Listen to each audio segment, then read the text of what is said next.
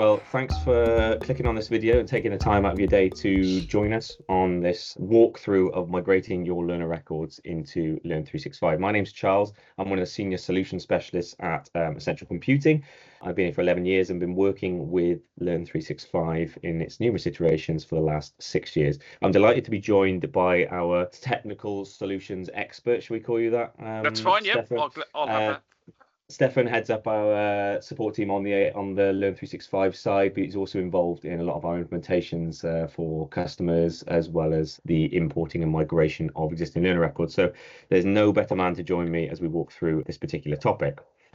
So I thought it'd be worth just touching on what Zensai UK offer and what we offer as their UK partner. So we are based just outside of Bristol, Zensai based in Denmark. Now, we, as their localized partner, provide support, both pre-sales and post-sales support. So we will manage the life cycle of a contract with a customer, and that covers all things. So the learning, performance, engagement solutions that are built by Zensai, but they are built within and for specifically Microsoft 365 environments. So that basically brings all of these elements, so appraisals, learning, performance management, into the flow of work. So we're accessing it through Teams, we're accessing it through SharePoint. It's all familiar to the user. It's a unique way of thinking about it. Rather than taking somebody elsewhere, let's bring all of these aspects that's deemed often as a bit of a chore and a bit of a drag to our learners and our workforce into where they're already working.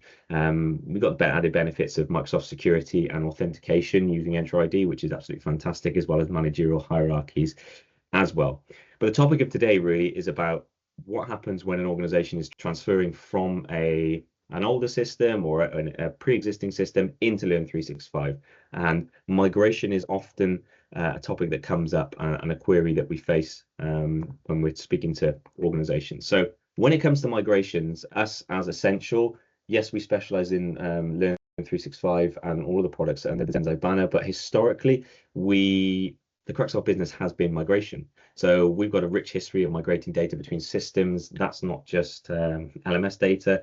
Prior to that, it was email archive migrations, it was email data, it was PSTs, it was SharePoint files and folders and so on. So we've got a very long history, around 20 years worth of migration projects under our belt, and we apply the same sort of processes and standards that we've followed over those years into our Learn365 migrations. There's a lot of steps that we follow, and typically we found the best process to optimize those steps. And often when an organization comes and says, we've got thousands, tens of thousands of records, what are we going to do? We have to apply those processes and make sure that they look the way that they do in their final system, in this case, which is Learn365. So for content types, when it comes to these learner migrations and learner record migrations, it's not just like course completion data and learner records, it's actually the course pages, so the entities themselves. If you're using SCORM content or packaged content, migrating those in bulk is often really, really useful, because you may have those downloaded locally, or they may be courses that you've created internally and have them saved centrally. We can bulk import those as well. Then the aforementioned learner records, so when a course has been completed in the past, we want that data to be transferred through so that notifications, expiry dates, and so on are picked up by the system moving forward.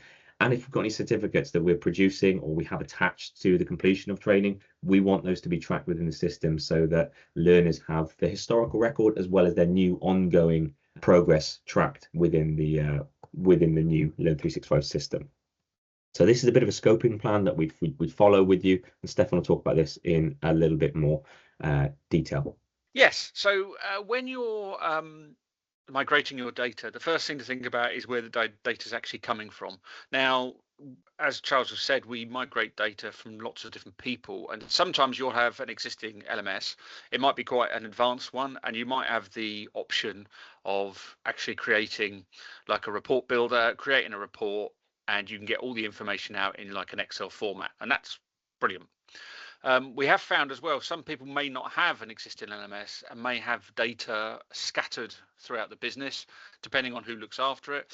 And that may be in the form of Excel files. It might be in the form of just certificates for people. So it might well be that you've got almost in a filing cabinet, a big bundle of 50 to 100 certificates for your workforce of when they've done courses, and that is in effect your LMS.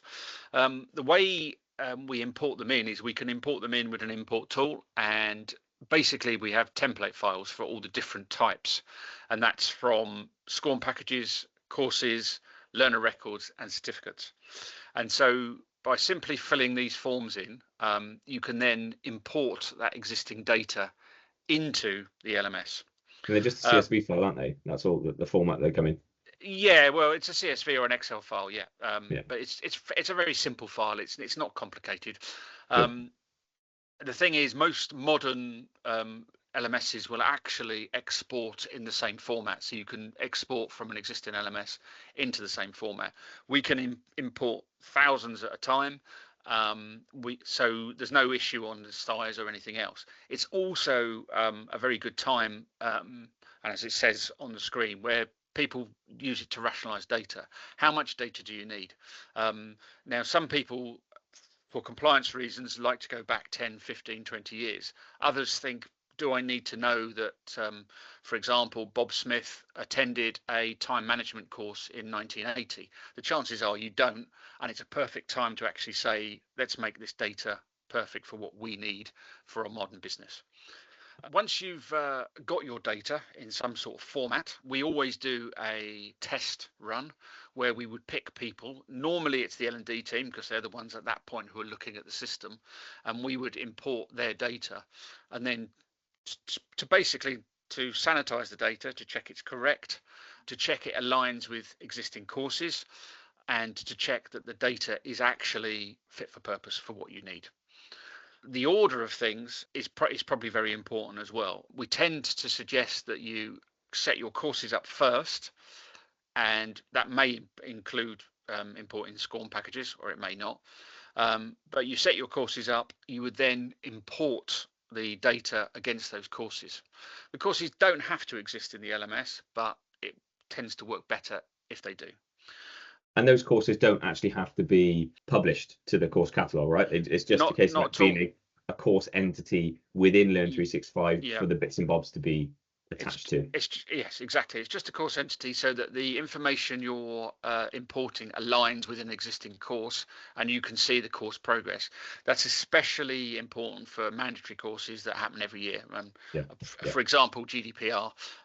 You do a course every year for GDPR, because obviously GDPR gets updated and changed, and you want to be able to see that I've done let's say I'm importing my records, that I've done the GDPR course for the last 4 years, the dates I've done it, and it can all align with the same course. So going forward, you can get a nice reporting on what's going on. Yeah. And then we touched on SCORM. I think you've touched on a lot of this already, but it's a similar process we follow for SCORM. Yep, exactly the same. So we can import SCORM packages as well, and they're in standard SCORM, I think SCORM 2.1, in a zip format. So we can upload them as well against an existing course, or we can create the course at the same time as we upload the SCORM package. So in the past, we have done, I think the maximum number of SCORM uploads we did was about 850. So there was obviously a big Excel file. There was a large storage area with all these different SCORM packages in. And basically, the import tool went through each course, created the course, then found the SCORM and imported the SCORM, next one, and so on and so forth. And then learner records, again, similar process? Yes, similar process. Learner records tend to obviously be the fact that you'll have thousands and thousands. It's not unusual when we do these to have it run into the tens of thousands. I think the most I've ever done is about 180,000. Which is a lot of records, but they're all in a very standard format. As long as you'll get all your syntax correct, in the fact that you have the names correct and the course names correct, then it all works wonderfully. That said, quite often there are errors, but it doesn't matter, because you get an error log, and there's very much a two-way process at this point, where I'm importing data, and then I would be talking to the customer and saying, these are the errors. It didn't find this person. This person doesn't exist according to your system. Is there a name change, which is possibly true? Is there a spelling error? Possibly true. We have had in the past with people who've got external LMSs, which may be hosted on separate systems, where people at the beginning have had to import their names, and names have been misspelled. That happens quite a lot. And then it's a case of, well, who's this user? And they say, well, that's such and such. And they look it up and say, actually, their first name isn't their first name written there, because they have a called name rather than a first name. And it gets very complicated very quickly. But there is a very comprehensive log file, and it's very easy to work out what's going on. Yeah, that's great. And it's important, I suppose, to stress as well that admins of the system on the customer side can make ad hoc changes. Line managers have a level of control as well when it comes to their users that directly report to them. But admins can go in and upload a certificate for a user, update a learner record or progress on a particular course, and so on. So likewise, they can also build a course page and add a SCORM file if they need to. So they've got that full control afterwards. This is very much on the bulk side of things. It is correct. And it's also to note, you don't have to do the bulk imports before you start using the product. We have quite a few customers who will get say, for example, the mandatory courses up and running, which things like GDPR, personal safety, whatever it might be within your organization, they get them up and running first. And then as people start using the product and their experience of the product gets better, I can still be uploading, as for example, in the first year, the information, especially if there is a lot of information and you're going to use that time to look back at it and decide what's fit for purpose and what you need and what you don't. Yeah, it's a really good point, actually, because I know there was a customer use case whereby they initially wanted to take everything, but then they thought, well, actually, let's just take what is going to be tracked as a course moving forward. So that course completions, certificates, and so on, we've got a holistic view of everything that we need, as opposed to the older stuff that's never going to be touched again and isn't really relevant to their role anymore, because the business has transitioned and changed over that time. So no, that's really, really good, and that makes perfect sense. If you want to find out any more, you can visit our website, or you can scan this QR code. Hopefully the session's been useful, and we look forward to you joining us on the next one. Thank you, Stefan. Thank you.